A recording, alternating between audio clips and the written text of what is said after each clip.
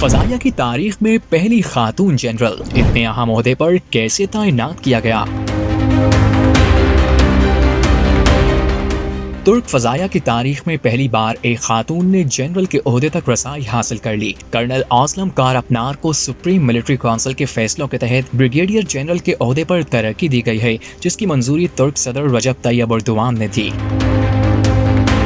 ترک میڈیا کے مطابق کرنل اوزلم کارپنار اس ترقی کے بعد ترک فضائیہ کی پہلی خاتون جنرل بن گئیں۔ ان کی ترقی کو ترکی کی مسلح افواج بالخصوص فضائیہ کی تاریخ میں ایک اہم سنگ میل قرار دیا جا رہا ہے۔ رپورٹس کے مطابق اوزلم کارپنار نے ہائی اسکول کی تعلیم مکمل کرنے کے بعد ابتدا میں ایجے یونیورسٹی کے فیکلٹی آف میڈیسن میں داخلہ حاصل کر لیا تھا، تاہم بعد میں انہوں نے ترک فضائیہ اکیڈمی میں شمولیت کی دعوت موصول ہوئی۔ اس موقع پر انہوں نے طب کے شعبے کے بجائے فضائیہ میں کیریئر بنانے کا فیصلہ کیا اور عسکری تربیت اختیار کر لی۔ اپنے فوجی کیریئر کے دوران اوزلم نے ترک فضائیہ میں کئی برس تک اسٹاف آفیسر کے طور پر خدمات انجام دیں۔ اس دوران انہیں مختلف عسکری یونٹس، ہیڈ کوارٹرز اور اہم انتظامی ذمہ داریوں پر تعینات کیا گیا، جہاں انہوں نے پیشہ ورانہ خدمات سر انجام دیں۔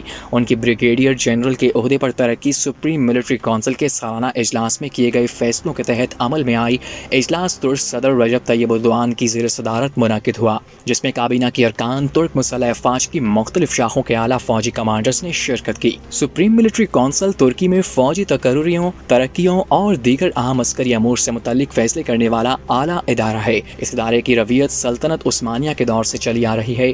پہلے سپریم ملٹری کونسل 1837 میں سلطان محمود دوم کے دور حکومت میں قائم کی گئی تھی، جس کا مقصد فوجی قوانین مرتب کرنا، فوجی امور سے متعلق مسائل کا حل تلاش کرنا اور مغربی فوجی نظام سے استفادہ کرنا تھا۔ سلطنت عثمانیہ کے آخری دور میں اس ادارے کی ساخت میں مختلف اوقات میں تبدیلیاں کی گئیں اور بعض اوقات اسے ختم بھی کیا گیا۔